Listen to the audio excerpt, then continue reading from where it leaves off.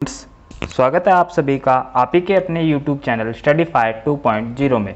तो स्टूडेंट्स, आज की वीडियो में हम ऐसे प्रश्नों के बारे में बात करेंगे स्टूडेंट, जो कि जनवरी से लेकर के अब तक अर्थात अगस्त महीने तक मोस्ट इंपॉर्टेंट क्वेश्चनों की कैटेगरी में शामिल किए गए हैं। तो स्टूडेंट्स, आज की ये वीडियो होने वाली है आपके लिए एक स्पेशल क्लास। तो इस वीडियो को स्टूडेंट्स आप सभी से रिक्वेस्ट है कि आप बिना स्किप किए हुए अंत तक जरूर देखें। और साथ ही स्टूडेंट्स, आप सभी को बताना चाहेंगे कि अगर इसी प्रकार के वीडियोज आप पाना चाहते हैं तो इसी यूट्यूब चैनल को आप जरूर से सब्सक्राइब करें और बेल नोटिफिकेशन को ऑन रखें, जिससे आने वाली इसी प्रकार की वीडियोस की नोटिफिकेशन आप सभी को मिल सके अपने ही मोबाइल फ़ोन पे। तो बिना किसी देरी के चलिए स्टूडेंट सीधा बढ़ते हैं प्रश्नों की ओर।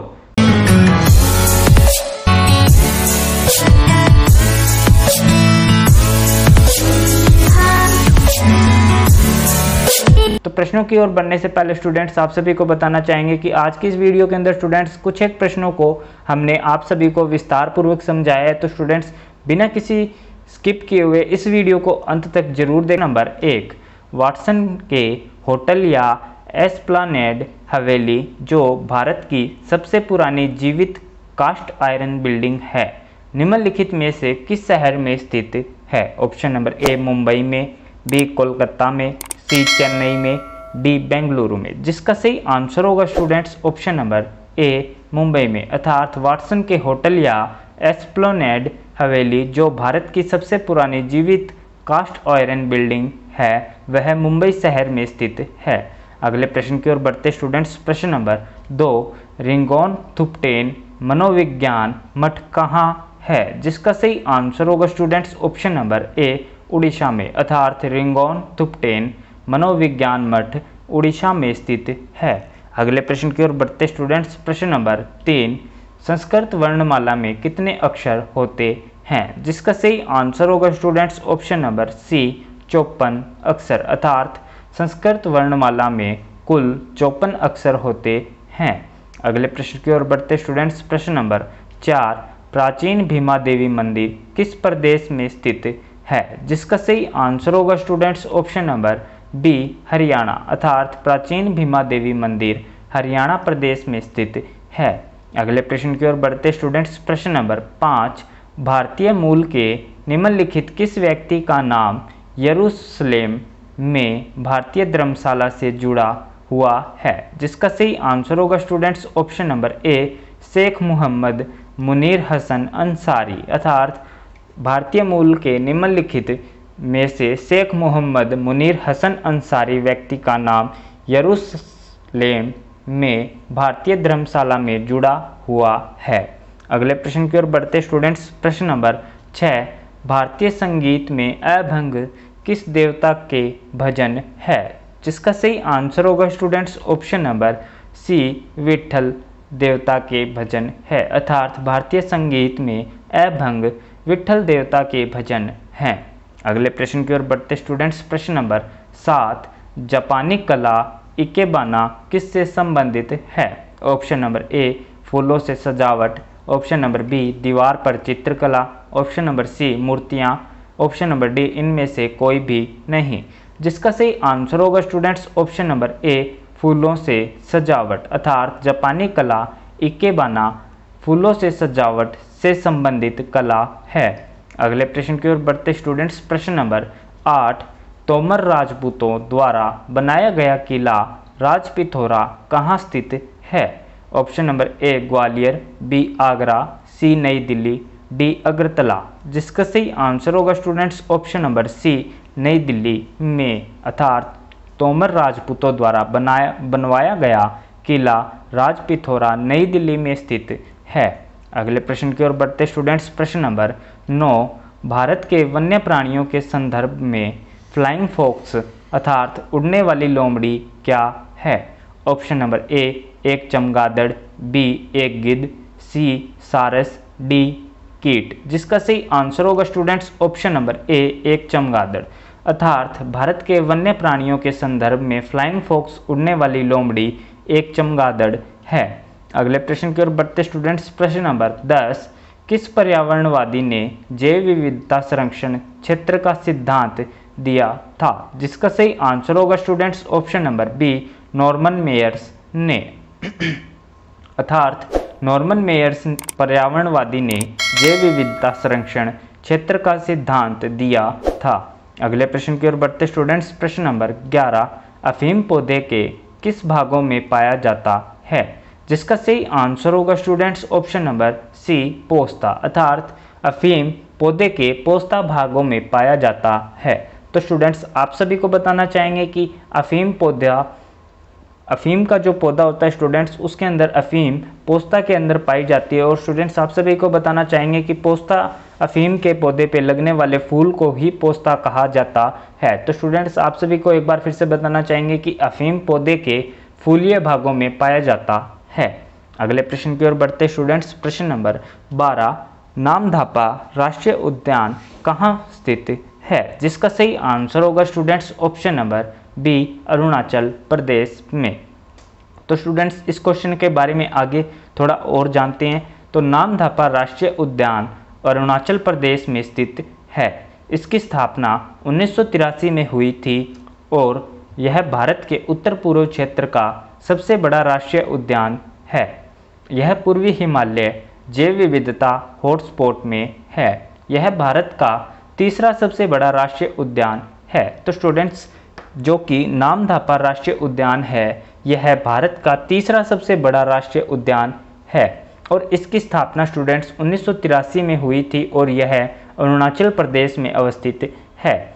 तो अगले क्वेश्चन की ओर बढ़ते हैं स्टूडेंट्स। क्वेश्चन नंबर 13, इंद्रावती राष्ट्रीय उद्यान किस प्रदेश में स्थित है? जिसका सही आंसर होगा स्टूडेंट्स ऑप्शन नंबर ए, छत्तीसगढ़, अर्थात इंद्रावती राष्ट्रीय उद्यान छत्तीसगढ़ प्रदेश में स्थित है। तो स्टूडेंट्स इसके बारे में भी कुछ जानते हैं, अर्थात इस क्वेश्चन को भी विस्तार पूर्वक जानते हैं। तो इंद्रावती राष्ट्रीय उद्यान छत्तीसगढ़ के बीजापुर जिले में अवस्थित है, जो कि लगभग 2799.08 वर्ग किलोमीटर में फैला हुआ है। यह जंगली भैंसों का एक बड़ा निवास स्थान है। तो स्टूडेंट्स इंद्रावती राष्ट्रीय उद्यान छत्तीसगढ़ के बीजापुर जिले में स्थित है और इसका लगभग 2799 अर्थात 2800 वर्ग किलोमीटर में फैला हुआ यह राष्ट्रीय उद्यान है और यह जंगली भैंसों का एक बड़ा निवास स्थान है। तो अगले प्रश्न की ओर बढ़ते स्टूडेंट्स। प्रश्न नंबर 14, औरंग राष्ट्रीय उद्यान किस प्रदेश में स्थित है? जिसका सही आंसर होगा स्टूडेंट्स ऑप्शन नंबर ए, असम, अर्थात औरंग राष्ट्रीय उद्यान असम राज्य में स्थित है।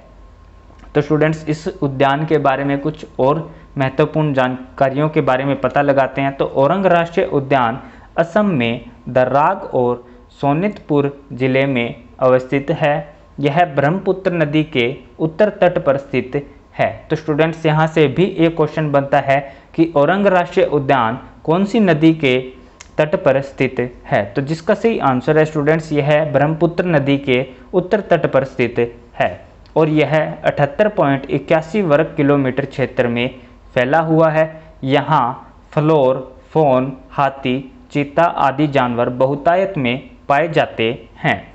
तो अगले प्रश्न की ओर बढ़ते स्टूडेंट्स। प्रश्न नंबर 15, गोरुमारा राष्ट्रीय उद्यान किस प्रदेश में अवस्थित है? जिसका सही आंसर होगा students option number D, Tamil Nadu, अर्थात गोरुमारा राष्ट्रीय उद्यान तमिलनाडु प्रदेश में अवस्थित है। तो स्टूडेंट्स गोरुमारा राष्ट्रीय उद्यान के बारे में कुछ महत्वपूर्ण जानकारियां हासिल करते हैं। तो स्टूडेंट्स गोरुमारा राष्ट्रीय उद्यान पश्चिम बंगाल में अवस्थित है। यह पश्चिम बंगाल के जलपाईगुड़ी जिले में अवस्थित है। तो स्टूडेंट्स गोरुमारा राष्ट्रीय उद्यान जलपाईगुड़ी जिले में अवस्थित है, जो कि पश्चिम बंगाल का एक जिला है। यह घास के मैदानों और जंगलों से युक्त एक मध्यम आकार का राष्ट्रीय उद्यान है। तो स्टूडेंट्स आप सभी को बताना चाहेंगे कि यह राष्ट्रीय स्तर पर एक मध्यम आकार का राष्ट्रीय उद्यान है। यहाँ पक्षियों की 194 प्रजातियाँ पक्षियों की है और 50 प्रजातियाँ स्तनधारियों की है, 22 सरीसृपों की जातियाँ पाई जाती हैं और 27 प्रजातियाँ मछलियों की पाई जाती है। तो स्टूडेंट्स गोरुमारा राष्ट्रीय उद्यान में पक्षियों की 194 प्रजातियाँ और 50 स्तनधारियों की प्रजातियाँ, 22 सरीसृपों की प्रजातियाँ और 27 प्रजातियाँ मछलियों की पाई जाती है। और स्टूडेंट्स गोरुमारा राष्ट्रीय उद्यान है, यह एक मध्यम आकार का राष्ट्रीय उद्यान है।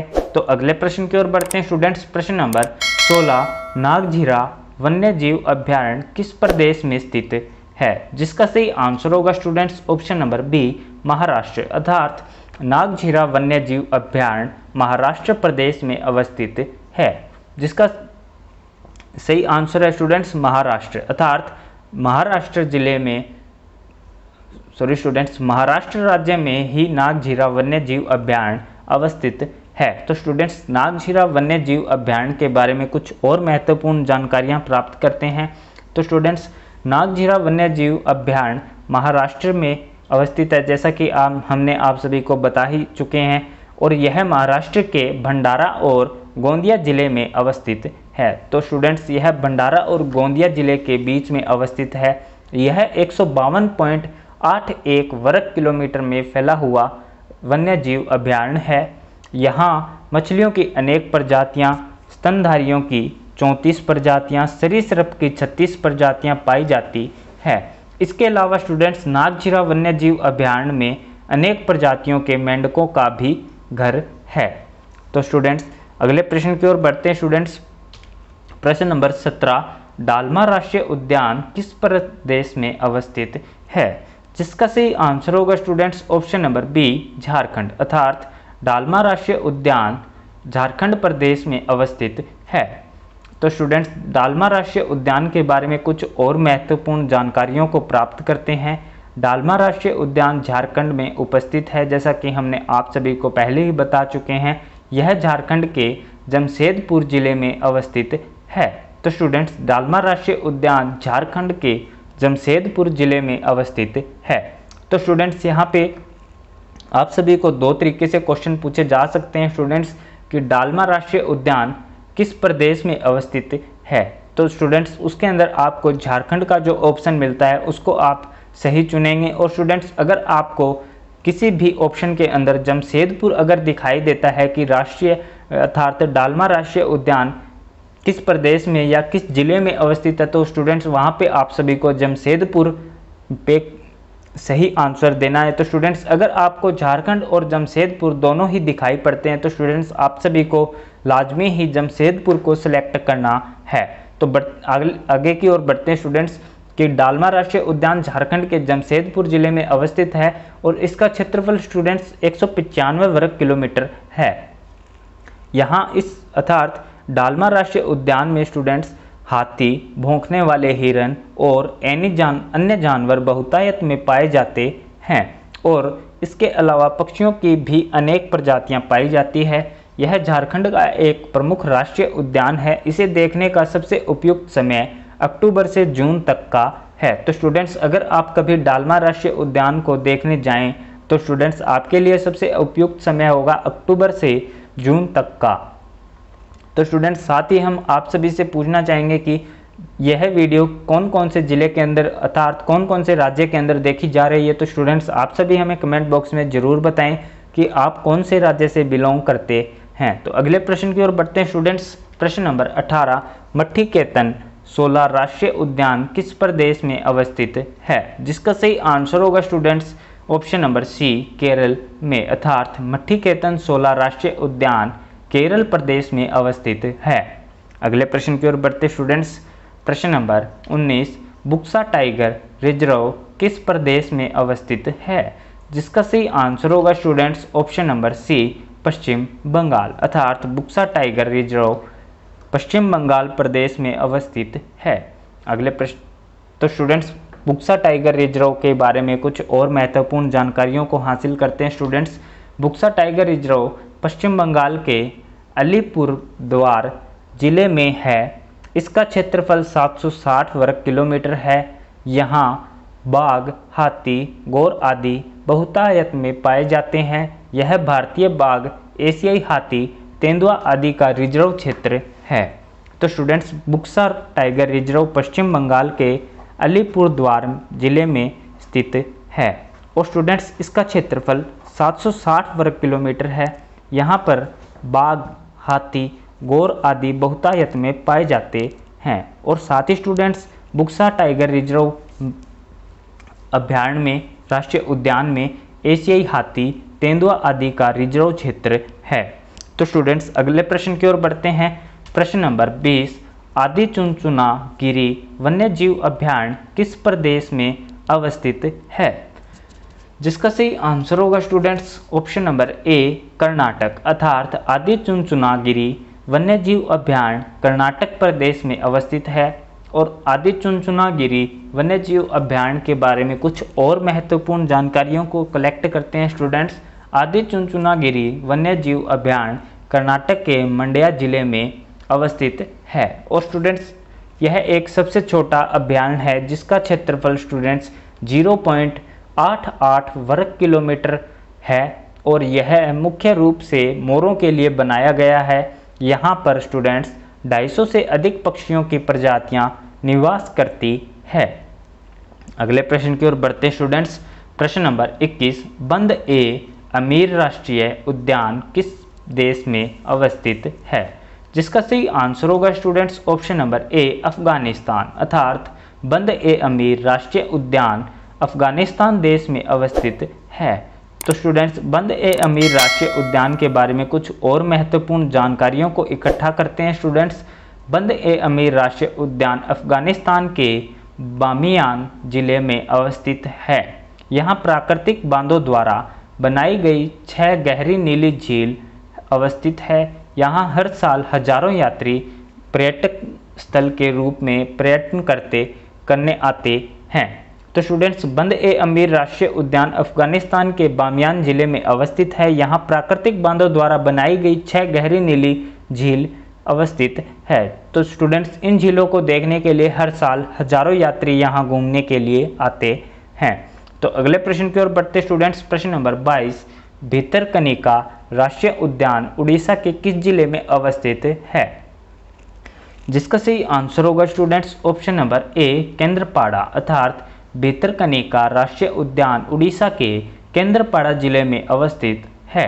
अगले प्रश्न की ओर बढ़ते स्टूडेंट्स। प्रश्न नंबर 23, खाद्य श्रृंखला में सबसे ज़्यादा संख्या किसकी होती है? जिसका सही आंसर होगा स्टूडेंट्स ऑप्शन नंबर डी अपघटक, अर्थात खाद्य श्रृंखला में सबसे ज़्यादा संख्या अपघटक की होती है। तो स्टूडेंट्स इसको हम एक श्रृंखला के माध्यम से समझते हैं आगे के पेज पे। तो स्टूडेंट्स खाद्य श्रृंखला इस प्रकार से व्यवस्थित होती है। सर्वप्रथम स्टूडेंट्स खाद्य श्रृंखला के अंदर उत्पादक होता है, उसके बाद स्टूडेंट्स प्राथमिक उपभोक्ताएं उपस्थित होते हैं स्टूडेंट्स जो कि उत्पादक का भक्षण करते हैं।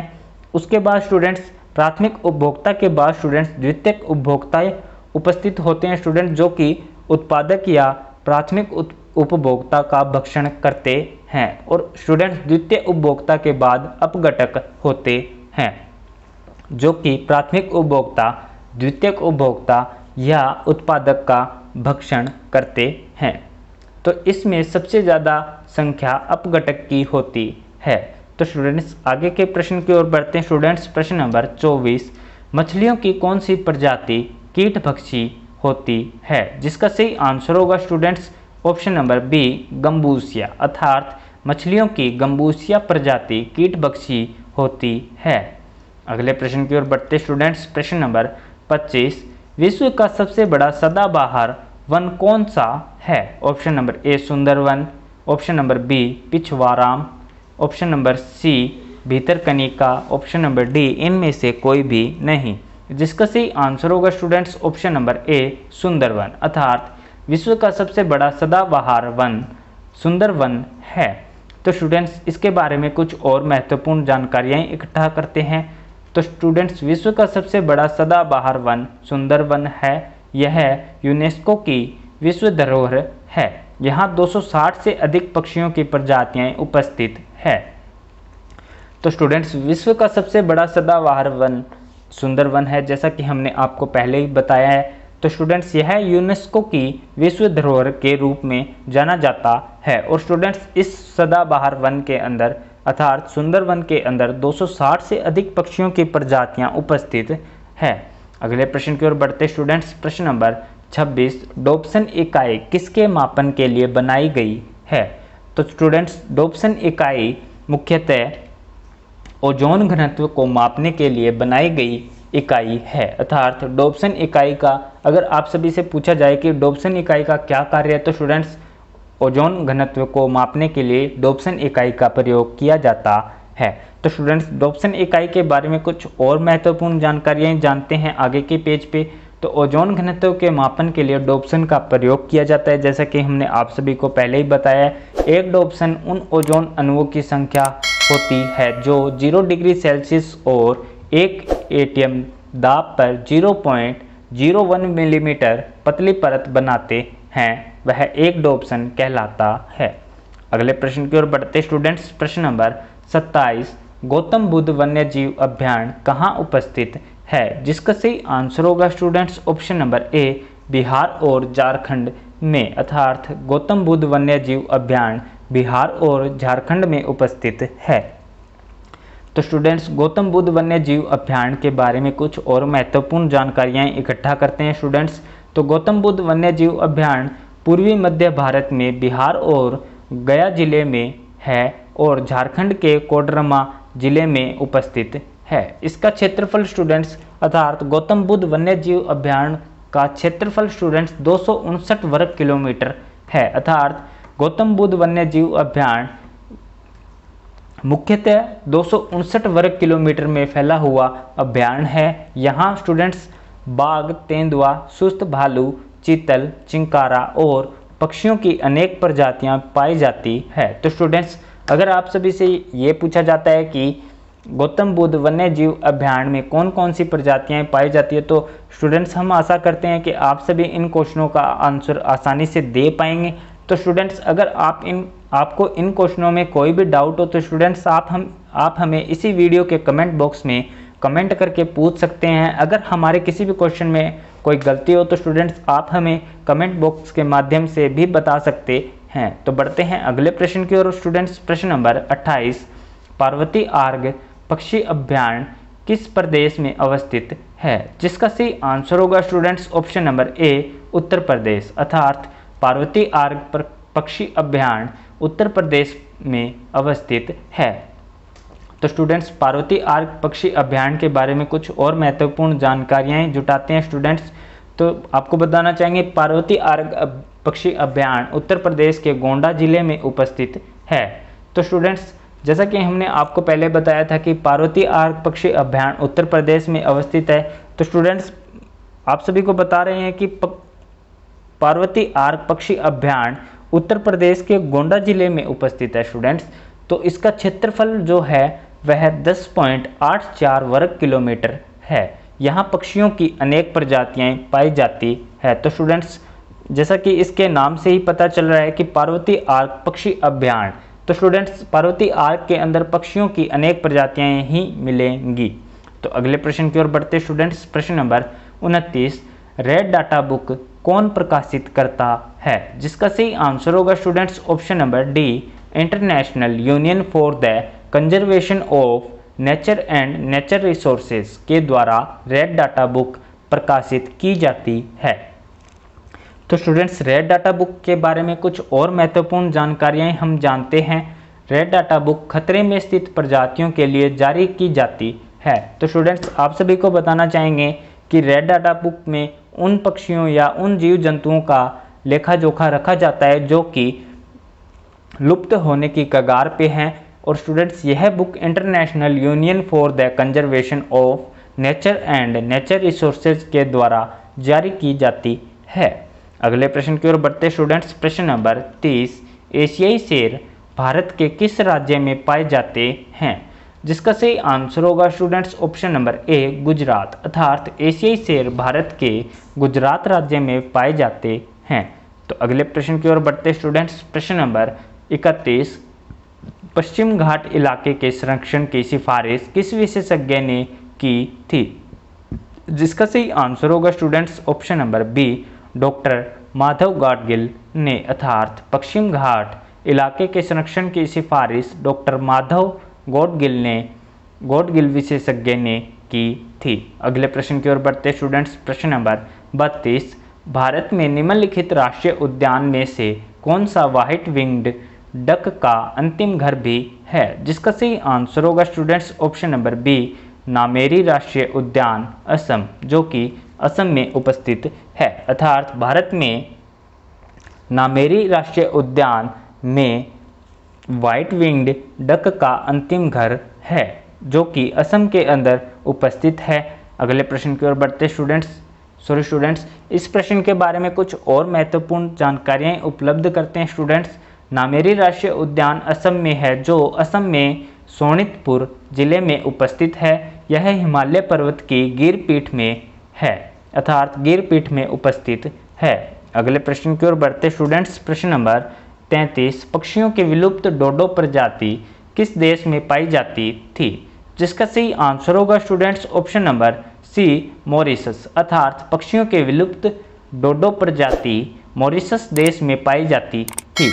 तो स्टूडेंट्स इसके बारे में कुछ और महत्वपूर्ण जानकारियाँ इकट्ठा करते हैं स्टूडेंट्स। डोडो पक्षी मॉरिशस का एक स्थानीय पक्षी था जो उड़ नहीं सकता था। यह मानव द्वारा अत्यधिक शिकार करने के कारण 17वीं सदी के अंत तक लुप्त हो गया था। तो स्टूडेंट्स अगर आप सभी से पूछा जाता है कि डोडो पक्षी किस वजह से लुप्त हो गया है, तो स्टूडेंट्स आप सभी को उसके अंदर दिए गए ऑप्शन के अंदर से अत्यधिक शिकार का ऑप्शन जो होगा स्टूडेंट्स, अर्थात शिकार ऑप्शन को सिलेक्ट करना है जिससे कि आपका क्वेश्चन एकदम करेक्ट हो। तो स्टूडेंट्स एक बार फिर से आप सभी को डोडो पक्षी के बारे में बताना चाहेंगे कि डोडो पक्षी मॉरिशस का एक स्थानीय पक्षी था जो उड़ नहीं सकता था। यह मानव द्वारा अत्यधिक शिकार करने के कारण 17वीं सदी के अंत तक लुप्त हो गया था। अगले प्रश्न की ओर बढ़ते स्टूडेंट्स, प्रश्न नंबर 34, ग्लोबल 200 क्या है? अर्थात ग्लोबल 200 क्या है? जिसका सही आंसर होगा students option number D, WWF द्वारा संरक्षण के लिए तय किए गए 200 इको रीजन की लिस्ट को ग्लोबल 200 कहा जाता है। अगले प्रश्न की ओर बढ़ते स्टूडेंट्स, प्रश्न नंबर 35, आर्गोग्राफ क्या प्रदर्शित करता है? जिसका सही आंसर होगा स्टूडेंट्स ऑप्शन नंबर बी, जलवायु में जलवायु और फसलों के प्रकार को आर्गोग्राफ द्वारा प्रदर्शित किया जाता है। अगले प्रश्न की ओर बढ़ते स्टूडेंट्स, प्रश्न नंबर 36, पारिस्थितिकी स्थायी अर्थव्यवस्था है किस आंदोलन का स्लोगन था? अर्थात पारिस्थितिकी स्थायी अर्थव्यवस्था है यह किस आंदोलन का स्लोगन था? जिसका सही आंसर होगा स्टूडेंट्स ऑप्शन नंबर ए, चिपको आंदोलन। अर्थात पारिस्थितिकी स्थायी अर्थव्यवस्था चिपको आंदोलन का स्लोगन था। अर्थात इस वाक्य का प्रयोग स्टूडेंट्स चिपको आंदोलन के दौरान किया गया था। अगले प्रश्न की ओर बढ़ते स्टूडेंट्स, प्रश्न नंबर 37, व्यापक रूप से भारत में प्रयोग किया जाने वाला पहला शाकनाशी कौन सा था? जिसका सही आंसर है स्टूडेंट्स ऑप्शन नंबर ए, 2,4-D। अर्थात व्यापक रूप से भारत में प्रयोग किया जाने वाला पहला शाकनाशी 2,4-D था। अगले प्रश्न की ओर बढ़ते स्टूडेंट्स, प्रश्न नंबर 38, फिश मील का व्यापक प्रयोग किसके लिए किया जाता है? जिसका सही आंसर है स्टूडेंट्स ऑप्शन नंबर ए, जैविक खाद। अर्थात फिश मील का व्यापक प्रयोग जैविक खाद के लिए किया जाता है। अगले प्रश्न की ओर बढ़ते स्टूडेंट्स, प्रश्न नंबर 39, नारायण सरोवर अभियान किसके लिए प्रसिद्ध है? जिसका सही आंसर है students option number C, chinkara. अर्थात नारायण सरोवर अभियान चिंकारा के लिए प्रसिद्ध है। तो स्टूडेंट्स नारायण सरोवर अभियान के बारे में कुछ और महत्वपूर्ण जानकारियां इकट्ठा करते हैं स्टूडेंट्स। तो नारायण सरोवर अभियान में मुख्य रूप से चिंकारा और भारतीय चिंकारा पाए जाते हैं। इसे नारायण सरोवर चिंकारा अभियान भी कहते हैं। तो स्टूडेंट्स नारायण सरोवर अभियान को मुख्य रूप से नारायण सरोवर चिंकारा अभयारण्य के नाम से भी जाना जाता है। तो अगले प्रश्न की ओर बढ़ते स्टूडेंट्स, प्रश्न नंबर 40, राष्ट्रीय जैव विविधता प्राधिकरण कहाँ है? जिसका सही आंसर होगा students option number B, Chennai. अर्थात राष्ट्रीय जैव विविधता प्राधिकरण चेन्नई में उपस्थित है। तो स्टूडेंट्स इसके बारे में कुछ और महत्वपूर्ण जानकारियाँ इकट्ठा करते हैं स्टूडेंट्स। तो स्टूडेंट्स राष्ट्रीय जैव विविधता प्राधिकरण की स्थापना 1 अक्टूबर 2003 को हुई थी और स्टूडेंट्स इसका कार्यालय चेन्नई में उपस्थित है। वर्तमान में इसके अध्यक्ष हेम पांडे है। अगले प्रश्न की ओर बढ़ते स्टूडेंट्स, प्रश्न नंबर 41, ग्लोबल वार्मिंग की संभाव्यता मापने के लिए किस गैस का प्रयोग किया जाता है? जिसका सही आंसर होगा स्टूडेंट्स ऑप्शन नंबर ए कार्बन डाइऑक्साइड। अर्थात ग्लोबल वार्मिंग की संभाव्यता मापने के लिए कार्बन डाइऑक्साइड अर्थात CO2 का गैस का प्रयोग किया जाता है। अगले प्रश्न की ओर बढ़ते स्टूडेंट्स। प्रश्न नंबर 42 कोमेंग एलिफेंट रिजर्व और देवमाली एलिफेंट रिजर्व किस प्रदेश में उपस्थित है? जिसका सही आंसर होगा students option number A Arunachal Pradesh में। अर्थात कोमेंग एलिफेंट रिजर्व और देवमाली एलिफेंट रिजर्व अरुणाचल प्रदेश में अवस्थित है। अगले प्रश्न की ओर बढ़ते स्टूडेंट्स। प्रश्न नंबर 43 विश्व जल दिवस कब मनाया जाता है? तो स्टूडेंट्स जिसका सही आंसर होगा स्टूडेंट्स 22 मार्च। अर्थात विश्व जल दिवस मुख्य रूप से 22 मार्च को मनाया जाता है। तो स्टूडेंट्स आप सभी को बताना चाहेंगे कि कौन से दिन कौन सा दिवस मनाया जाता है। इस पे हमारे चैनल पे एक स्पेशल वीडियो अपलोड की गई है। तो स्टूडेंट्स अगर आप उन सभी दिवस के बारे में जानना चाहते हैं तो ऊपर आई बटन में दिए गए लिंक पे क्लिक करके आप उस वीडियो को देख सकते हैं। अगर स्टूडेंट्स आप बोलते हैं तो हम कुछ ही समय पश्चात इसके डिस्क्रिप्शन में भी उस वीडियो का लिंक डाल देंगे। तो स्टूडेंट्स आप सभी हमें कमेंट बॉक्स में बता सकते हैं कि अगर आपको वीडियो का लिंक चाहिए तो आप हमें कमेंट बॉक्स में कमेंट जरूर करें, तो जिससे कि हमें पता चल सके कि आपको उस वीडियो को देखना है और हम उस वीडियो का लिंक हमारे डिस्क्रिप्शन बॉक्स में चिपका देंगे, जिससे कि आपको सहूलियत होगी। साथ ही स्टूडेंट्स आप सभी को बोलना चाहेंगे अगर वीडियो अच्छी लगी हो तो इस वीडियो को ज़रूर से लाइक करें, क्योंकि स्टूडेंट्स आप सभी का एक लाइक हमें बहुत ज़्यादा मोटिवेट करता है। तो वीडियो को लाइक जरूर से करें। तो अगले प्रश्न की ओर बढ़ते स्टूडेंट्स। प्रश्न नंबर 44 वर्ल्ड वेटलैंड डे की शुरुआत कब हुई थी? जिसका सही आंसर होगा स्टूडेंट्स ऑप्शन नंबर सी 1971 में। अर्थात वर्ल्ड वेटलैंड डे की शुरुआत 1971 में हुई थी। तो स्टूडेंट्स वर्ल्ड वेटलैंड डे की शुरुआत के साथ साथ कुछ अन्य महत्वपूर्ण बातों को भी जानते हैं स्टूडेंट्स। तो अगले पेज पे वर्ल्ड वेटलैंड डे हर साल 2 फरवरी को मनाया जाता है। इसकी शुरुआत 1971 से हुई थी। इसका मुख्य उद्देश्य विलुप्त होती झील तालाबों को बचाना है। अगले प्रश्न की ओर बढ़ते स्टूडेंट्स। प्रश्न नंबर 45 निम्नलिखित में से कौन सा ग्रह या पिंड उल्टा हरित ग्रह प्रभाव प्रदर्शित करता है? जिसका सही आंसर होगा students option number D Titan. अर्थात निम्नलिखित में से टाइटन ग्रह एक ऐसा ग्रह है जो उल्टा हरित ग्रह प्रभाव प्रदर्शित करता है। तो स्टूडेंट्स इसके बारे में कुछ अन्य महत्वपूर्ण बातें जानते हैं स्टूडेंट्स। हमारे सौरमंडल में टाइटन उल्टा हरित ग्रह प्रभाव प्रदर्शित करता है। टाइटन शनि का सबसे बड़ा उपग्रह है। तो अगले प्रश्न की ओर बढ़ते स्टूडेंट्स। प्रश्न नंबर 46 मोबाइल फोन से उत्पन्न ई कचरे में कौन सा तत्व होता है? जिसका सही आंसर होगा स्टूडेंट्स ऑप्शन नंबर ए कॉपर। अर्थात मोबाइल फोन से उत्पन्न ई कचरे में कॉपर तत्व पाया जाता है। तो स्टूडेंट्स इस क्वेश्चन को भी हम विस्तार पूर्वक जानते हैं। ई कचरा या ई अपशिष्ट बेकार हुए मोबाइल फ़ोन से उत्पन्न होता है, जो पर्यावरण के लिए बहुत ज़्यादा घातक है। इसमें मुख्य रूप से कॉपर होता है। अगले प्रश्न की ओर बढ़ते स्टूडेंट्स। प्रश्न नंबर 47 बिली अर्जुन सिंह का नाम किस राष्ट्रीय उद्यान से संबंधित है? जिसका सही आंसर होगा students option number B Dudhwa राष्ट्रीय उद्यान से संबंधित है। अर्थात बिली अर्जुन सिंह का नाम दुधवा राष्ट्रीय उद्यान से संबंधित है। तो स्टूडेंट्स इसके बारे में कुछ अन्य महत्वपूर्ण बातें भी जान लेते हैं। बिली अर्जुन सिंह का जन्म 1917 में हुआ था। वो एक पूर्व शिकारी थे, किंतु एक छोटे तेंदुए के शिकार के बाद उनका हृदय परिवर्तन हो गया था और उन्होंने दुधवा नेशनल पार्क की स्थापना के लिए अभियान चलाया। उन्होंने 1976 और 1996 में WWF ने गोल्ड मेडल दिया था। उन्हें 1995 में पद्मश्री दिया गया था। उनका निधन 2010 में हुआ था। अर्थात बिली अर्जुन सिंह का निधन 2010 में हुआ था। और साथ ही स्टूडेंट्स आप सभी को बताना चाहेंगे कि इसी प्रश्न के अंदर से आप सभी के लिए 2 मोस्ट इम्पोर्टेंट प्रश्न यहाँ से बनते हैं स्टूडेंट्स। पहला प्रश्न है बिली अर्जुन सिंह का जन्म कब हुआ? जिसका सही आंसर होगा स्टूडेंट्स 1917 में। दूसरा मोस्ट इंपॉर्टेंट क्वेश्चन है स्टूडेंट्स, बिली अर्जन सिंह का किस बात के लिए उन्हें गोल्ड मेडल दिया गया था? तो स्टूडेंट्स जिसका सही आंसर है कि उन्होंने एक अभियान चलाया जिसके अंदर दुधवा नेशनल पार्क की स्थापना की। इसके लिए उन्हें WWF के द्वारा गोल्ड मेडल दिया गया था। साथ ही स्टूडेंट्स बिली अर्जन सिंह को पद्मश्री अवार्ड से भी सम्मानित किया गया था। और साथ ही स्टूडेंट्स यहाँ पे आप सभी के लिए एक और क्वेश्चन बनता है कि बिली अर्जन सिंह का निधन कब हुआ था? तो स्टूडेंट्स यह क्वेश्चन आने की मोस्ट इंपॉर्टेंट संभावनाएं हैं, तो इस क्वेश्चन को आप ध्यान से पढ़ें कि उनका निधन 2010 में हुआ था।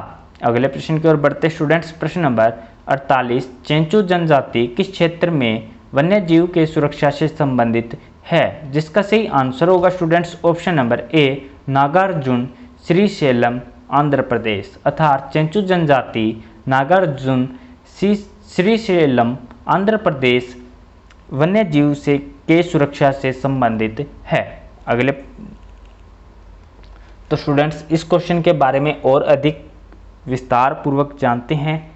पर्यावरण मंत्रालय के बयान के अनुसार चेंचू जनजाति आंध्र प्रदेश के नागार्जुन श्रीशैलम क्षेत्र में वन्य जीव के संरक्षण से संबंधित है। चेंचू जनजाति दक्षिण भारत की सबसे बड़ी जनजाति है। चेंचू जनजाति चेंचू भाषा बोलती है। अगले प्रश्न की ओर बढ़ते स्टूडेंट्स, प्रश्न नंबर 49, सिटीज किस वैश्विक मुद्दे से संबंधित है? जिसका सही आंसर होगा स्टूडेंट्स ऑप्शन नंबर ए, पर्यावरण संरक्षण। अर्थात सिटीज पर्यावरण संरक्षण वैश्विक मुद्दे से संबंधित संस्था है। अगले प्रश्न की ओर बढ़ते स्टूडेंट्स, प्रश्न नंबर 50, किस शहर को टाइगर गेटवे ऑफ इंडिया कहा जाता है? जिसका सही आंसर होगा students option number B, Nagpur. अर्थात नागपुर शहर को टाइगर गेटवे ऑफ इंडिया कहा जाता है। अगले प्रश्न की ओर बढ़ते स्टूडेंट्स, प्रश्न नंबर 51, ग्रीन इकोनॉमी किसके नेतृत्व में है? जिसका सही आंसर होगा students option number B, United Nations Environment Programme के नेतृत्व में है। अर्थात green economy United Nation Environment Programme के नेतृत्व में है। अगले प्रश्न की ओर बढ़ते स्टूडेंट्स, प्रश्न नंबर 52, किस सरकार ने मो सरकार अभियान लॉन्च किया है? जिसका सही आंसर होगा students option number D, Odisha. अर्थात ओडिशा सरकार ने मो सरकार अभियान लॉन्च किया है। तो स्टूडेंट्स इसके बारे में कुछ और महत्वपूर्ण जानकारियां कलेक्ट करते हैं। ओडिशा के मुख्यमंत्री नवीन पटनायक ने गांधी जयंती के अवसर पर मो सरकार अभियान लॉन्च किया था। इस अभियान के तहत लोगों को उत्तम सरकारी सेवा दी जाएगी। इस अभियान के तहत सरकारी दफ्तरों में काम करवाने के लिए आने वाले लोगों से फीडबैक ली जाएगी। फीडबैक के आधार पर सरकारी कर्मचारियों को रैंकिंग दी जाएगी। तो बढ़ते हैं स्टूडेंट्स अगले प्रश्न की ओर, प्रश्न नंबर 53, पौधे के किस भाग से दालचीनी प्राप्त की जाती है? जिसका सही आंसर होगा स्टूडेंट्स ऑप्शन नंबर सी, छाल। अर्थात पौधे के छाल भाग से दालचीनी प्राप्त की जाती है। तो स्टूडेंट्स इस क्वेश्चन के बारे में आगे कुछ और महत्वपूर्ण पॉइंट जानते हैं। स्टूडेंट्स दालचीनी का प्रयोग मसालों तथा दवा के रूप में किया जाता है। यह छाल से प्राप्त की जाती है। जैसा कि हमने आपको यह पहले ही बताया है कि दालचीनी को छाल से प्राप्त किया जाता है और इसका उपयोग स्टूडेंट्स मसाले और दवाइयाँ बनाने में किया जाता है। अगले प्रश्न की ओर बढ़ते स्टूडेंट्स, प्रश्न नंबर 54, एशिया की सबसे बड़ी खारे पानी की झील कौन सी है? जिसका सही आंसर होगा students option number A, Chilka झील। अर्थात एशिया की सबसे बड़ी खारे पानी की झील चिल्का झील है। तो स्टूडेंट्स इसके बारे में कुछ और टॉपिक्स जानते हैं। चिल्का झील एशिया की सबसे बड़ी खारे पानी की झील है। यह उड़ीसा राज्य में स्थित है और यह पूरी खुर्दा और गंजम जिले में स्थित है। तो स्टूडेंट्स आप सभी को बताना चाहेंगे कि जैसे ही किसी स्टूडेंट्स का नेवी के अंदर अर्थात इंडियन नेवी के अंदर सिलेक्शन होता है तो स्टूडेंट्स उसको सर्वप्रथम चिल्का झील के किनारे ही ट्रेनिंग सेंटर के अर्थात ट्रेनिंग सेंटर में भेजा जाता है जो कि अगले प्रश्न की ओर बढ़ते स्टूडेंट्स, प्रश्न नंबर 55, पालामाऊ टाइगर रिजर्व क्षेत्र किस प्रदेश में अवस्थित है? जिसका सही आंसर होगा students option number C, Jharkhand. अर्थात पलामाऊ टाइगर रिजर्व क्षेत्र झारखंड प्रदेश में अवस्थित है? तो students Palamau tiger reserve Jharkhand में उपस्थित है। यह झारखंड के लातेहार जिले में उपस्थित है। तो स्टूडेंट्स यह झारखंड के लातेहार जिले में अवस्थित है और स्टूडेंट्स यह 1129.93 वर्ग किलोमीटर में फैला हुआ है। इसमें बाघ के अलावा हाथी, तेंदुआ, सांबर, गौर और जंगली कुत्ते भी पाए जाते हैं। तो स्टूडेंट्स अगले प्रश्न की ओर बढ़ना चाहेंगे। प्रश्न नंबर 56, चितवान राष्ट्रीय उद्यान किस देश में अवस्थित है? जिसका सही आंसर होगा students option number C, Nepal, अर्थात चितवान राष्ट्रीय उद्यान नेपाल देश में अवस्थित है। तो स्टूडेंट्स इसके बारे में भी कुछ महत्वपूर्ण बातें जानते हैं। स्टूडेंट्स चितवान राष्ट्रीय उद्यान नेपाल में अवस्थित है। जैसा कि हमने आप सभी को क्वेश्चन में ही बताया था, यह 932 वर्ग किलोमीटर में पाया जाता है, अर्थात यह राष्ट्रीय उद्यान 932 वर्ग किलोमीटर में फैला हुआ है। यह फिशिंग कैट, जेकाल, जंगली बिल्ली, तेंदुआ आदि इस राष्ट्रीय उद्यान में पाए जाते हैं। यहाँ स्लोथ भालुओं की विश्व की सबसे बड़ी संख्या है जो 200 से 250 तक है, अर्थात इस चितवान राष्ट्रीय उद्यान में 200 से 250 स्लोथ भालुओं की संख्या है जो कि विश्व की सबसे बड़ी संख्या है। अगले प्रश्न की ओर बढ़ते स्टूडेंट्स। प्रश्न नंबर 57, भूरी गिलहरी वन्यजीव अभयारण्य किस प्रदेश में है? इसका सही आंसर होगा स्टूडेंट्स ऑप्शन नंबर ए, तमिलनाडु, अर्थात भूरी गिलहरी वन्यजीव अभयारण्य तमिलनाडु प्रदेश में अवस्थित है। अगले जिसके बारे में स्टूडेंट्स और अधिक महत्वपूर्ण बातें जानते हैं भूरी गिलहरी वन्यजीव अभयारण्य के बारे में स्टूडेंट्स, तो भूरी गिलहरियों को वन्यजीव अभयारण्य तमिलनाडु में है। यह विरुधनगर और मदुरई जिले में अवस्थित है। तो स्टूडेंट्स भूरी गिलहरियों का वन्यजीव तमिलनाडु के विरुधनगर और मदुरई जिले में अवस्थित है। तो स्टूडेंट्स भूरी गिलहरी वन्यजीव अभयारण्य लगभग 485.2 वर्ग किलोमीटर के क्षेत्र में फैला हुआ है। यहाँ पक्षियों की 240 से भी अधिक प्रजातियाँ पाई जाती हैं। यहाँ तितलियों की भी 220 से अधिक प्रजातियाँ पाई जाती है। यह मुख्य रूप से भूरी गिलहरियों का अभयारण्य है, लेकिन यहाँ भौंकने वाला हिरण, उड़ने वाली गिलहरी, भारतीय विशालकाय गिलहरी, आम लंगूर आदि भी पाए जाते हैं। तो स्टूडेंट्स अगले प्रश्न की ओर बढ़ना चाहेंगे स्टूडेंट्स। प्रश्न नंबर 58, सीता नदी वन्यजीव अभयारण्य किस प्रदेश में अवस्थित है? जिसका सही आंसर होगा स्टूडेंट्स छत्तीसगढ़, अर्थात सीता नदी वन्यजीव अभयारण्य छत्तीसगढ़ प्रदेश में स्थित है। तो स्टूडेंट्स इसके बारे में कुछ और महत्वपूर्ण बातें जानते हैं। सीता नदी वन्यजीव अभयारण्य छत्तीसगढ़ के धमतारी जिले में अवस्थित है। तो स्टूडेंट्स यहाँ पे आप सभी से 2 क्वेश्चन पूछे जा सकते हैं कि सीता नदी वन्यजीव अभयारण्य छत्तीसगढ़ कौन से जिले में अवस्थित है? तो स्टूडेंट्स जिसका सही आंसर होगा धमतारी जिले में। और साथ ही स्टूडेंट्स जैसा कि आपने पीछे क्वेश्चन को देखा ही है कि सीता नदी वन्यजीव अभयारण्य कहाँ स्थित है, तो आप छत्तीसगढ़ भी इसका आंसर दे सकते हैं।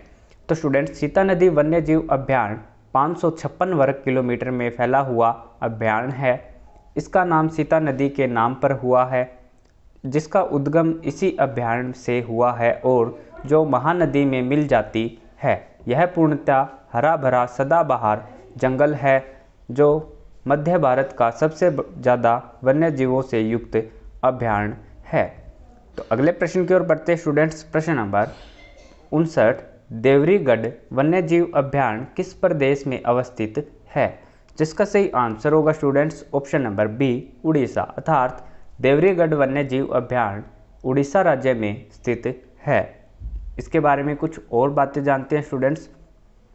देवरीगढ़ वन्यजीव अभयारण्य उड़ीसा के बारगढ़ जिले में अवस्थित है। यह स्टूडेंट्स 346.91 वर्ग किलोमीटर क्षेत्र में फैला हुआ अभयारण्य है। यह न केवल अपनी सुंदरता के लिए प्रसिद्ध है, बल्कि यहाँ वन्यजीव संपदा का भी अतुल्य भंडार अवस्थित है। तो स्टूडेंट्स यह देवरीगढ़ वन्यजीव अभयारण्य अपनी सुंदरता के लिए अत्यधिक प्रसिद्ध है। साथ ही स्टूडेंट्स यहाँ पे वन्यजीव संपदा का भी अतुल्य भंडार, अर्थात यहाँ पे अत्यधिक वन्यजीव संपदाएं पाई जाती है। तो अगले क्वेश्चन की ओर बढ़ते हैं स्टूडेंट्स। क्वेश्चन नंबर 16, अरालम वन्य जीव अभ्यारण्य किस प्रदेश में अवस्थित है? जिसका सही आंसर होगा स्टूडेंट्स केरल, अर्थात अरालम वन्य जीव अभ्यारण्य केरल राज्य में अवस्थित है। तो अरालम वन्य जीव अभ्यारण्य के बारे में कुछ और महत्वपूर्ण बातें जानते हैं स्टूडेंट्स।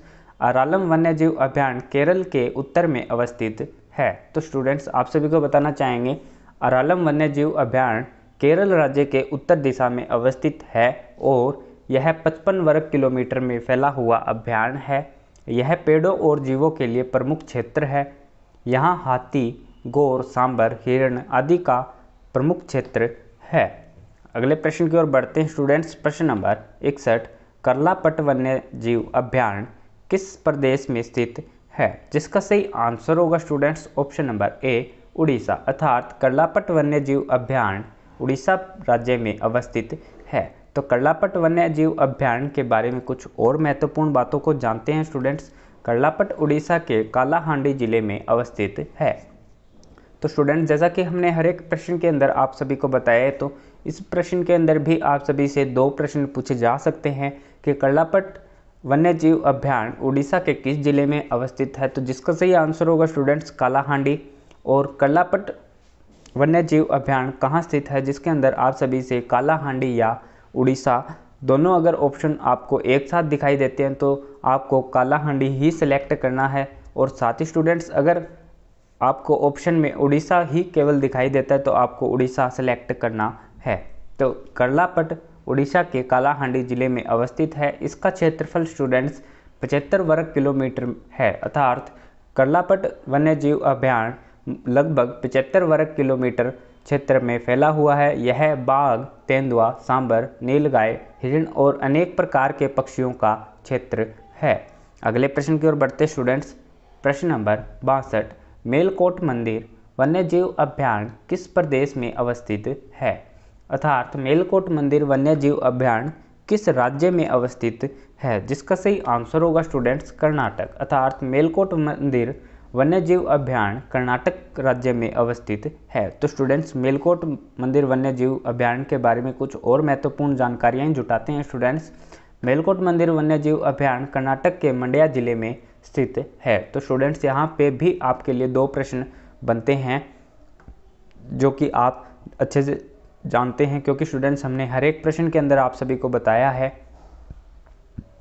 तो इसके बारे में और अधिक बातें जानते हैं स्टूडेंट्स। यह 45.82 वर्ग किलोमीटर में फैला हुआ अभ्यारण्य है। यह जंगली बिल्ली, तेंदुआ, मकाक, लंगूर जैसे कई स्तनधारियों का क्षेत्र है। यहाँ पक्षियों की 230 से अधिक प्रजातियाँ उपस्थित है। यह लुप्त साइकस सर्किनालिस प्रजाति के लिए विशेष रूप से जाना जाता है। तो स्टूडेंट इस मेलकोट मंदिर वन्यजीव अभ्यारण्य की जो प्रमुख बात है स्टूडेंट्स, यानी खास बात है स्टूडेंट्स, कि यह लुप्त साइकस सर्किनालिस प्रजाति के लिए विशेष रूप से जाना जाता है। तो स्टूडेंट्स अगले प्रश्न की ओर बढ़ते हैं स्टूडेंट्स। प्रश्न नंबर 63, इंदिरा गांधी वन्यजीव अभ्यारण्य किस प्रदेश में अवस्थित है? जिसका सही आंसर होगा स्टूडेंट्स तमिलनाडु, अर्थात इंदिरा गांधी वन्यजीव अभ्यारण्य तमिलनाडु राज्य में अवस्थित है। तो इंदिरा गांधी वन्यजीव अभ्यारण्य के बारे में कुछ और बातें जानते हैं स्टूडेंट्स। इंदिरा गांधी वन्यजीव अभ्यारण्य अन्नामलाई टाइगर रिजर्व का पुराना नाम है, अर्थात इंदिरा गांधी वन्यजीव अभ्यारण्य अन्नामलाई टाइगर रिजर्व का पुराना नाम है। तो स्टूडेंट्स आप सभी से यह भी पूछा जा सकता है कि अन्नामलाई टाइगर रिजर्व का नया नाम क्या है, और साथ ही स्टूडेंट्स आप सभी से पूछा जा सकता है कि इंदिरा गांधी वन्यजीव अभ्यारण्य का पुराना नाम क्या है। तो स्टूडेंट्स यह तमिलनाडु की अन्नामलाई पहाड़ियों में स्थित है। यह कोयम्बटूर और तिरुपुर जिले में स्थित है। यह स्टूडेंट्स सुनहरे हिरन, तेंदुए, जंगली हिरन, भौंकने वाले हिरन, साधारण लंगूर आदि का क्षेत्र यह है। यहाँ पश्चिमी घाट की 15 से 16 पक्षी प्रजातियाँ पाई जाती हैं। इसके अलावा पक्षियों की 250 से अधिक प्रजातियाँ यहाँ पाई जाती है। तो स्टूडेंट्स जैसा कि आपने इस क्वेश्चन को देख ही लिया है, तो इंदिरा गांधी वन्यजीव अभ्यारण्य जिसका पुराना नाम अन्नामलाई टाइगर रिजर्व था स्टूडेंट्स, यह तमिलनाडु की अन्नामलाई पहाड़ियों में अवस्थित है। यह कोयम्बटूर और त्रिपुर जिले में अवस्थित है। यह सुनहरे हिरण, तेंदुए, जंगली हिरण, भौंकने वाले हिरण, साधारण लंगूर आदि का प्रमुख क्षेत्र है। यहाँ पश्चिमी घाट की 15 से 16 पक्षी प्रजातियाँ पाई जाती है। इसके अलावा पक्षियों की 250 से अधिक प्रजातियाँ भी इसमें पाई जाती है। तो अगले प्रश्न की ओर बढ़ते हैं स्टूडेंट्स। प्रश्न नंबर 64, उदयपुर वन्यजीव अभयारण्य किस प्रदेश में अवस्थित है? जिसका सही आंसर होगा students option number C, Bihar. अर्थात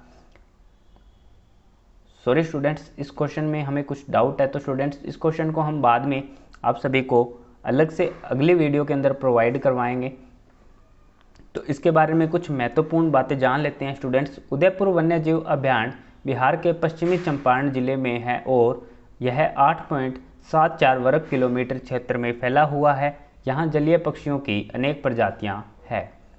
तो अगले प्रश्न की ओर बढ़ते स्टूडेंट्स। प्रश्न नंबर 65, चेल वन्यजीव अभयारण्य किस प्रदेश में अवस्थित है? जिसका सही आंसर होगा students option number A, Himachal Pradesh. अर्थात चेल वन्यजीव अभयारण्य हिमाचल प्रदेश में अवस्थित है। तो स्टूडेंट्स चेल वन्यजीव अभयारण्य के बारे में कुछ और महत्वपूर्ण बातों के बारे में बात करते हैं स्टूडेंट्स। तो चेल वन्यजीव अभयारण्य हिमाचल प्रदेश में अवस्थित है। जैसा कि हमने आपको पहले ही बताया है कि चेल वन्यजीव अभयारण्य हिमाचल प्रदेश में अवस्थित है। यह चेल में है, अर्थात यह चेल में है जो कि हिमाचल प्रदेश के अंदर अवस्थित है, जो एक हिल स्टेशन है। इसका क्षेत्रफल 110 वर्ग किलोमीटर है। यहाँ मकाक, तेंदुआ, जंगली बोर, लंगूर आदि पाए जाते हैं। इसके अलावा पक्षी और सरीसृपों की भी अनेक प्रजातियाँ इस वन्यजीव अभयारण्य के अंदर पाई जाती है। यह शिमला और चंडीगढ़ से सड़क मार्ग द्वारा जुड़ा हुआ है। अगले प्रश्न की ओर बढ़ते स्टूडेंट्स। प्रश्न नंबर 66, जम्बू घोड़ा वन्यजीव अभयारण्य कहाँ अवस्थित है? जिसका सही आंसर होगा students option number C, Gujarat. अर्थात जम्बू घोड़ा वन्यजीव अभयारण्य गुजरात राज्य में अवस्थित है। जिसके बारे में कुछ और विशेष बातें जानते हैं स्टूडेंट्स। जम्बू घोड़ा वन्यजीव अभयारण्य गुजरात के दक्षिण मध्य क्षेत्र में जम्बू घोड़ा तहसील में अवस्थित है। तो स्टूडेंट्स आप सभी इस क्वेश्चन को गौर से पढ़े। तो स्टूडेंट्स जम्बू घोड़ा वन्यजीव अभयारण्य गुजरात के दक्षिण मध्य क्षेत्र में जम्बू घोड़ा तहसील में अवस्थित है। इसका क्षेत्रफल स्टूडेंट्स 542.08 वर्ग किलोमीटर है। यहाँ बांस मुख्य रूप से पाए जाते हैं। यहाँ तेंदुआ, लकड़बग्गा, भेड़िया, सियार, नीलगाय मुख्य रूप से पाए जाते हैं। तो स्टूडेंट्स बिना किसी देरी के अगले प्रश्न की ओर बढ़ते हैं स्टूडेंट्स। प्रश्न नंबर 67, हाथी परियोजना कब शुरू की गई थी? जिसका सही आंसर होगा स्टूडेंट्स ऑप्शन नंबर बी, 1992 में। अर्थात हाथी परियोजना 1992 के दौरान शुरू की गई परियोजना थी। तो स्टूडेंट्स इसके बारे में भी कुछ महत्वपूर्ण बातें जानते हैं। हाथी परियोजना भारत सरकार ने 1992 में शुरू की थी। इसका उद्देश्य हाथियों की सुरक्षा, हाथियों की जनसंख्या बढ़ाना था। तो अगले प्रश्न की ओर बढ़ते स्टूडेंट्स। प्रश्न नंबर 68, पूर्वी दलदल का हिरण किस राष्ट्रीय उद्यान में पाया जाता है? जिसका सही आंसर होगा students option number B, Kaziranga राष्ट्रीय उद्यान में। अर्थात पूर्वी दलदल का हिरण काजीरंगा राष्ट्रीय उद्यान में पाया जाता है। तो अगले प्रश्न की ओर बढ़ते स्टूडेंट्स। प्रश्न number 69, pygmy hog research and breeding centre किस प्रदेश में अवस्थित है? जिसका सही आंसर होगा students option number B, Orissa. अर्थात pygmy hog research and breeding centre Orissa राज्य में अवस्थित है। तो स्टूडेंट्स इसके बारे में भी कुछ महत्वपूर्ण बातों को जानते हैं स्टूडेंट्स कि पिग्मी होंग भारत का सबसे छोटा सूअर की प्रजाति है। जो कि सूअरों की प्रजाति में सबसे छोटा है, उसे पिग्मी होंग कहा गया है। यह भारत की एक दुर्लभ प्रजाति है। यह केवल असम में पाया जाता है। यह असम के वशिष्ठ में पाया जाता है। तो स्टूडेंट्स पिग्मी होंग एक सूअरों की सबसे छोटी प्रजाति है। यह भारत की एक दुर्लभ प्रजाति है जो कि विलुप्ति के यह केवल असम में पाया जाता है और यह असम के भी वशिष्ठ में पाया जाता है। अगले प्रश्न की ओर बढ़ते स्टूडेंट्स। प्रश्न number 70, great Himalayan national park किस प्रदेश में अवस्थित है? जिसका सही आंसर होगा students option number A, Himachal Pradesh. अर्थात great Himalayan national park Himachal Pradesh में अवस्थित है। अगले प्रश्न की ओर बढ़ते स्टूडेंट्स। प्रश्न number 71, national tiger conservation authority की स्थापना कब हुई थी? जिसका सही आंसर होगा स्टूडेंट्स ऑप्शन नंबर बी, 2006 में अर्थात नेशनल टाइगर कंजर्वेशन अथॉरिटी की स्थापना 2006 में हुई थी। अगले प्रश्न की ओर बढ़ते हैं स्टूडेंट्स। प्रश्न नंबर 72, अनुराधा साव ने किस क्षेत्र में कार्य के लिए जानी जाती है? अर्थात अनुराधा साव ने जो है वह किस क्षेत्र में कार्य करने के लिए जानी जाती है? जिसका सही आंसर होगा स्टूडेंट्स ऑप्शन नंबर ए, पशु अधिकार। अर्थात अनुराधा साव ने पशु अधिकार कार्य क्षेत्र में कार्य करने के लिए जानी जाती है। तो अगले प्रश्न की ओर बढ़ते स्टूडेंट्स। प्रश्न नंबर 73, प्राथमिक सेल कौन सी सेल है? जिसका सही आंसर होगा स्टूडेंट्स ऑप्शन नंबर ए, आग्नेय सेल। अर्थात प्राथमिक सेल जो होती है स्टूडेंट्स वह आग्नेय सेल होती है। तो स्टूडेंट्स आप सभी को हम एक क्वेश्चन पूछना चाहेंगे कि आज की इस वीडियो के अंदर स्टूडेंट्स सभी क्वेश्चन अभ्यारणों से रिलेटेड लिए गए हैं। तो स्टूडेंट्स आप सभी को हम यह पूछना चाहेंगे, अगर आपने इस वीडियो को यहाँ तक देखा है तो आप सभी को पता होना चाहिए कि जो भी आज हमने जिन भी अभ्यारणों के बारे में बात की है स्टूडेंट्स, उनमें सबसे छोटा अभ्यारण्य कौन सा है। इस वीडियो को अंत तक देखने के लिए आप सभी का बहुत बहुत धन्यवाद। स्टूडेंट्स आप सभी को बताना चाहेंगे कि एक वीडियो बनाने में काफ़ी ज़्यादा मेहनत लगती है, तो स्टूडेंट्स आप हमारी मेहनत का फल हमें एक लाइक दे करके दे सकते हैं। तो स्टूडेंट्स आपका एक लाइक हमें बहुत ज़्यादा मोटिवेट करता है। और साथ ही स्टूडेंट्स आप सभी को बताना चाहेंगे कि जब जब आप लाइक्स ज़्यादा बढ़ाते हैं वीडियो के ऊपर, तो वैसे वैसे हमारी टीम ज़्यादा से ज़्यादा मेहनत करती है आपके लिए। हमारी टीम का एक मुख्य उद्देश्य यही है कि आपको जल्द से जल्द एक सरकारी नौकरी मिले। तो स्टूडेंट्स जल्दी से जल्दी इस वीडियो पे आप हो सके उतने लाइक बढ़वाएं। साथ ही स्टूडेंट्स लाइक बढ़वाने के लिए आप सभी को इस वीडियो को शेयर करना होगा। तो वीडियो को ज़्यादा से ज़्यादा शेयर करें अपने दोस्तों के साथ। वीडियो कैसी लगी आप सभी हमें कमेंट बॉक्स में बताएं। और साथ ही स्टूडेंट्स जो भी स्टूडेंट्स इस चैनल पे नए हैं उनसे एक रिक्वेस्ट है कि अगर आपने अभी तक इस स्टडीफाइड 2.0 यूट्यूब चैनल को सब्सक्राइब नहीं किया है तो जल्दी से चैनल को सब्सक्राइब करें और बेल नोटिफिकेशन को ऑन करें, जिससे इसी प्रकार की आने वाली वीडियोज़ की नोटिफिकेशन आप सभी को मिलती रहे। तो धन्यवाद स्टूडेंट्स, आपका दिन शुभ हो।